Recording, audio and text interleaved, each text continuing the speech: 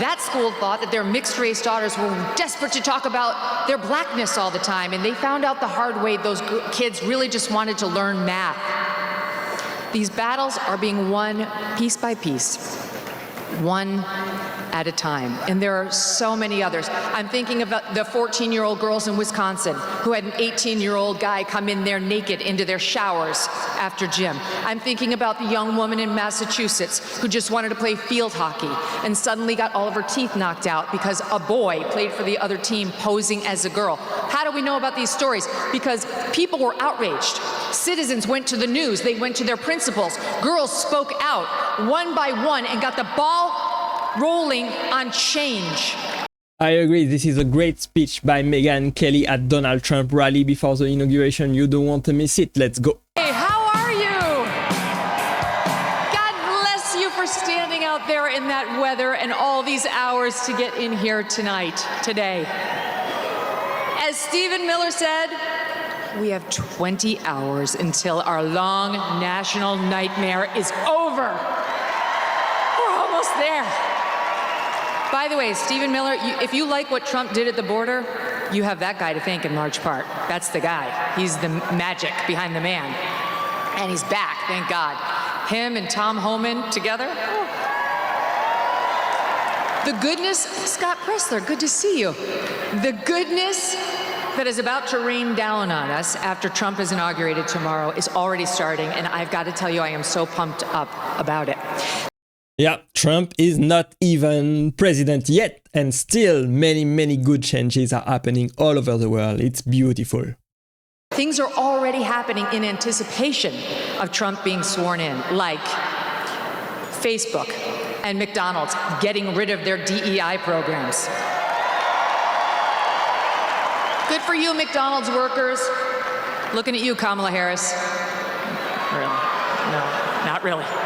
Wasn't true. You got universities from University of Michigan to North Carolina to all the public universities in Iowa, all the public universities in Texas getting rid of DEI. You have got, yes, you've got a bill that passed the House this week, the Protection of Women and Girls in Sports Act. Yes. Now, it passed once before, but this time we control the Senate. We have a much better shot. I agree. Trump won by a landslide. It was probably one of the best political comebacks in history. It was amazing. Still have to get 60 votes to get a vote. We're looking good. You've got a judge who struck down Joe Biden's disgusting changes to Title IX, which has been stopped in its tracks, and it will be killed entirely, those changes, as soon as Trump gets in there. Have no doubt whatsoever. Good things are happening all around the country. Pete Hegseth was testifying this week that military recruiting is already going up in anticipation of their new commander-in-chief. The deal in Gaza, right before Trump takes office, as he said, if it's not done by the time I get there, all hell is going to break loose. The goodness just keeps on. I woke up this morning, I was 2 inches taller, a pound thinner, and I had skin like Jennifer Lopez. I agree that what Trump did in the Middle East, bringing back those hostages and finding a deal for a peace treaty between Israel and Hamas, was amazing. And Biden did not do anything honestly good for the Middle East. That last one's not true. Okay, speaking of J-Lo, how happy are you that her candidate lost? It's so delightful. These Hollywood celebrities who get up there and try to tell us how to vote, really? I mean, like those celebrities who know nothing about anything. All J-Lo knows about what to do is to ruin marriages. She's an expert at that. Why does she have to try to ruin the country too? That's so goodbye, J-Lo. joke. Didn't work out for you. Goodbye, Meryl Streep, who showed up at that Oprah event saying, "Oh, Madam President," to Kamala Harris. Madam President. How'd that work out? About as well as her comment that Harvey Weinstein was God. And maybe we should stop listening to her. Maybe we shouldn't be going to her for our political advice. And then you had Oprah herself. Oprah, she'll interview you if you pay her $1 million too. Yeah, so low fee of $1 million to sit down with Oprah Winfrey, apparently. That's what the Harris campaign paid her production company, she says. And for that, you know what you get? You get Oprah yelling at you, Kamala Harris! Why are you doing that? So calm down, madam. Didn't work out for her either. But of course, the fakest person involved on that side of the aisle was the woman at the top, Kamala Harris herself. Yeah, Kamala Harris was a terrible candidate, honestly. I don't know why the Democrat picked her. It was a very, very big mistake. Thank you. Who pretended that she wasn't the border czar, who pretended that she was middle class, who pretended that she was smart. And the American people did not buy it. Every time you turned around, this woman was doing something faker than the last, right? Her like fake Jamaican accent, her fake Eastern European accent, her fake Spanish accent. It was like spending a day at Joe Biden's southern border. Non-stop, right? We gonna win. It's not how it went, right? But my favorite was the preacher accent. Joy cometh in the morning. And she wasn't wrong about that. It came at about 1:22 a.m. on election night when the election was called for Donald J. Trump. I felt it. I like Megyn Kelly, honestly. She is great. She tells the truth. She tells it like it is. She has been a powerful voice for the Republican for quite some time. It's amazing the work that she does. I've been thinking so much about Trump, especially today and this week. I know you have too. Praying for him, praying for his family, thankful to them. I mean, think about it. I interviewed Trump about a year plus ago and asked him, why are you doing this? You could be in Scotland, you could be at your golf courses. It's because he loves the country. And he wasn't done yet. And we're not done with him. So God bless him and the family for making this sacrifice and doing public service. Same with J.D. Vance and the cabinet members, all of whom need our prayers and support. Yeah, I still believe Donald Trump ran from the presidency once again just because he wanted to avoid going to prison. Now that he is president, all of these criminal charges are halted, basically. But I'm also thinking of all of you. I'm thinking about you. I'm thinking about Americans who got us here.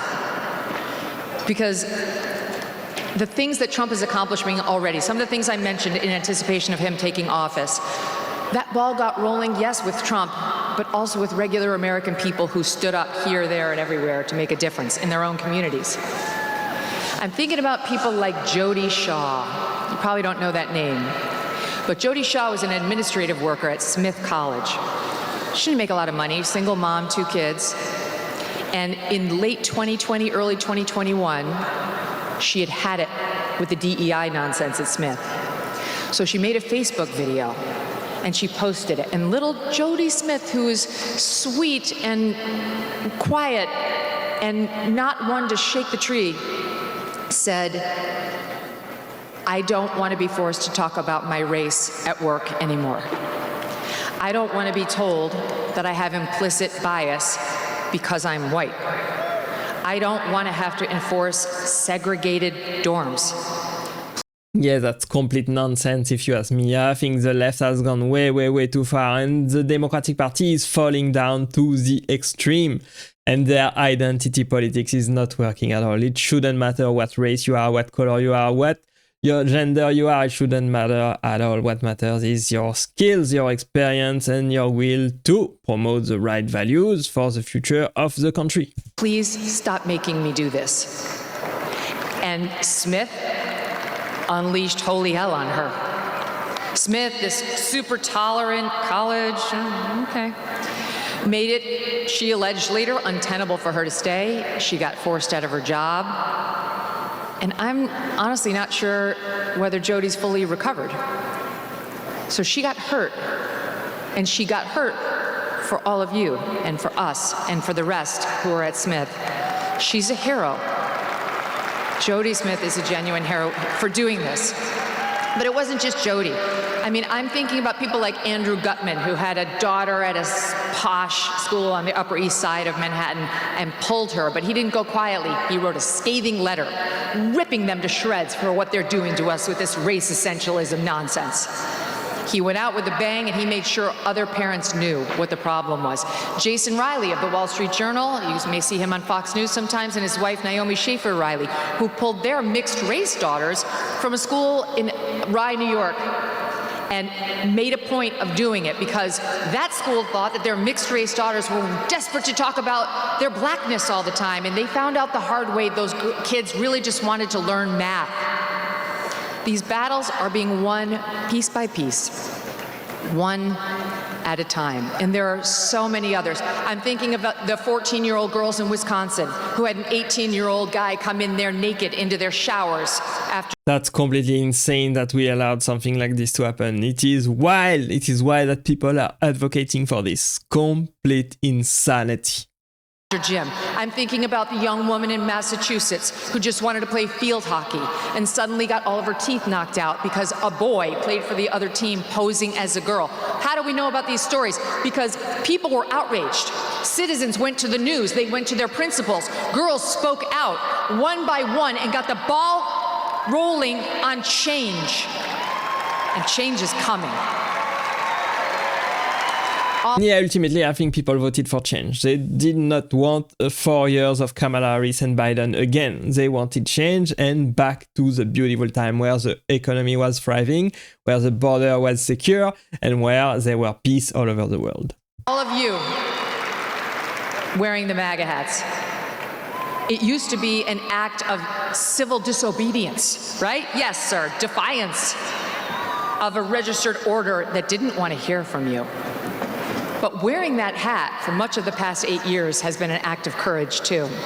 And I know just because you're here, that you had your moments in your own communities, whether it was online or at the bowling alley or at the restaurant or at school, where you stood up for one of these same issues, where you had to tell somebody you didn't want to be reduced to skin color, where you said, I prefer the days when we didn't make a thing out of that, where you had to tell somebody that boys cannot become girls and girls cannot become boys.